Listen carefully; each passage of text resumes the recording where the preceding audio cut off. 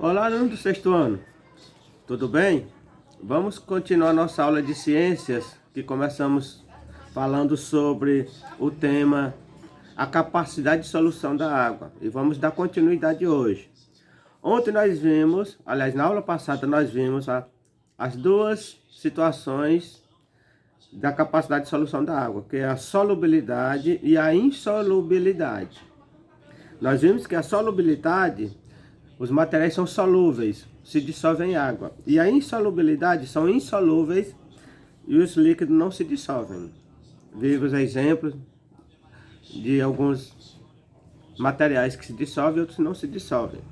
E hoje nós vamos falar sobre a água e a formação de misturas.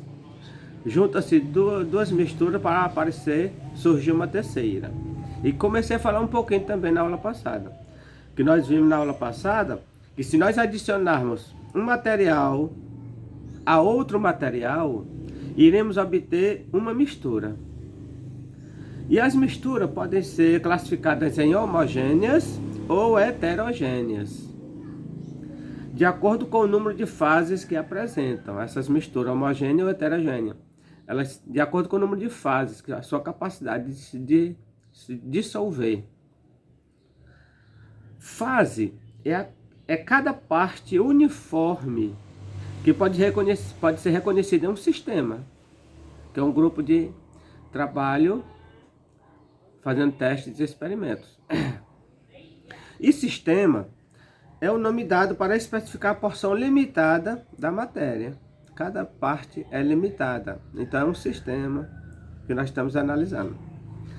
E é o que nós queremos analisar através disso aí, para poder aumentar nosso conhecimento, nosso estudo. Vamos falar um pouco sobre a primeira mistura, as misturas homogêneas. Elas são chamadas soluções também, misturas homogêneas ou soluções. Elas apresentam apenas uma fase, por isso não conseguimos diferenciar visivelmente os materiais que a compõem. Eles são invisíveis, porque estão muito juntas as partículas. Em uma solução, o material que apresenta a maior quantidade é chamado de solvente. Em uma solução, o material que apresenta a maior quantidade é chamado de solvente. Os demais componentes da mistura são chamados de solutos. Os de menor quantidade daquela mistura são os solutos. A água é um excelente solvente, por isso que ela é conhecida como solvente universal, porque tem a capacidade de dissolver grandes variedades de materiais. A água é o principal de todos.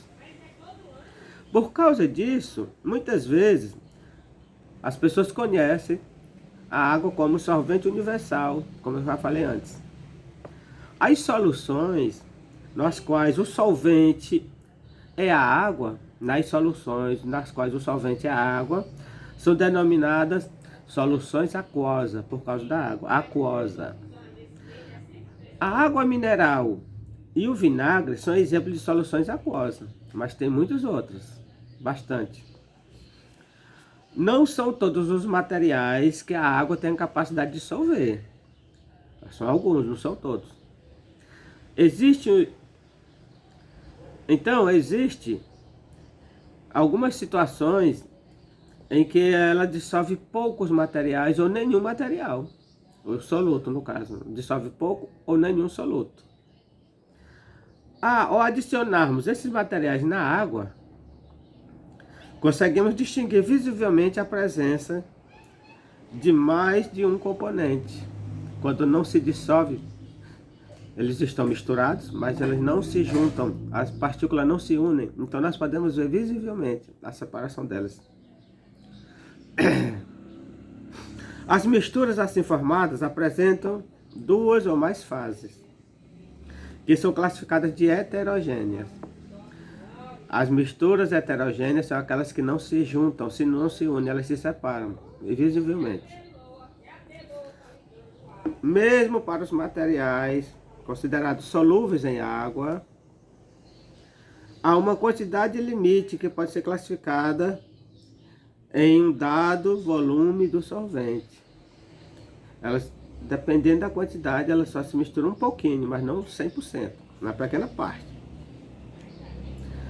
Ao diferenciar esse limite e ao ultrapassar também esse limite, observamos a deposição de parte do material não diluído, não dissolvido no fundo do recipiente. Nesse caso, também temos a formação de uma mistura heterogênea. Por exemplo, água com areia. A água com areia é uma mistura heterogênea. Você pode misturar o tanto que for, mas a água vai ficar em cima, na parte superior do recipiente, e a areia fica embaixo. Não se mistura. Outro exemplo, a água com óleo. A gordura não se mistura. A gordura menos densa sobe, a água mais densa fica embaixo. São vários exemplos que nós temos de misturas heterogêneas. É por isso que nós temos que analisar cada uma delas. Então é importante nós conhecermos essas capacidades de solução da água para nosso conhecimento. Vou ficando por aqui e na próxima aula continuaremos.